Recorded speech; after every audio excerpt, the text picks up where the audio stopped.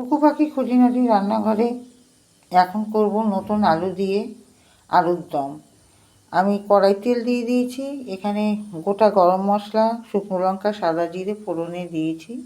এখানে আমার নতুন আলু, ছোট ছোট আলু সেদ্ধ করে আমি ছাড়িয়ে নিয়েছি। এটা ফুল সেদ্ধ হয়নি, এটা আমি হাফ সেদ্ধ করেছি যাতে আমি তেলেতে ভাজতে পারি ভালোভাবে। আলু আমার ভাজা হয়ে গেছে, দেখতেই পাচ্ছেন লাল লাল করে আলু আমি ভেজে নিয়েছি। এখানে দিয়ে দিয়েছি একটু কড়াইশুঁটি, এটা হচ্ছে শীতের আলুর দম।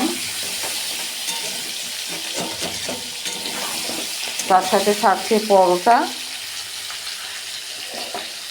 এখানে আমি মশলা রেডি করে নিয়েছি। এখানে মশলাতে আমি দিলাম হচ্ছে পেঁয়াজ, রসুন, আদা, টমেটো সব বাটা। এটা আমিষ করছি, নিরামিষ না।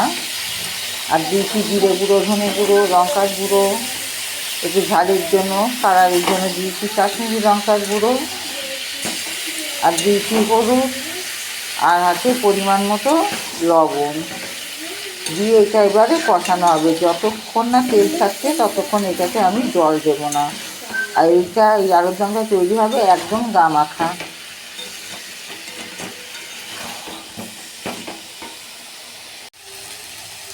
কষানো হয়ে গেছে, মশলা দিয়ে আমার তেল ছেড়ে গেছে। এবার আমি দেব সামান্য জল।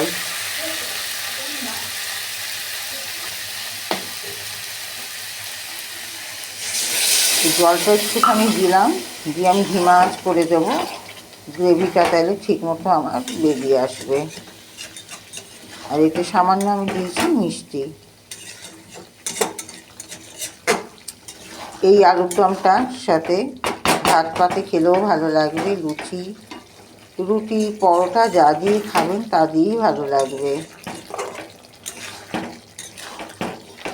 কুকু পাখি রান্নাঘরে সবই যখন একটু একটু করে দেখানো হচ্ছে, তাহলে এই আলুর দমটাই বা বাদ যায় কেন? তাই জন্য এই আলুর দমটাও শেয়ার করলাম আপনাদের সাথে।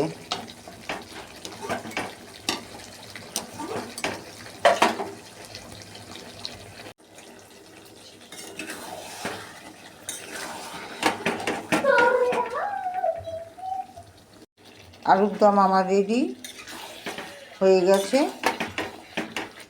একদম গা মাখা আলুর দম। এই আলুর দমটা এরকম গা মাখা না হলে ভালো লাগে না, একদম আলুর গায়ে মশলাটা লাগা থাকবে। শীতকালের আলুর দমটাও বন্ধুরা দেখানো হয়ে গেল। তো এই ছিল আমার আজকের ভিডিও, আজকের রান্না। যদি ভালো লাগে একটা লাইক দিয়ে পাশে রাখবেন। শরীরটা ভালো না, ঠান্ডাতে কী অবস্থা, মুখ চোখ ধরে যাচ্ছে, তার মধ্যেও করতে হচ্ছে রান্না।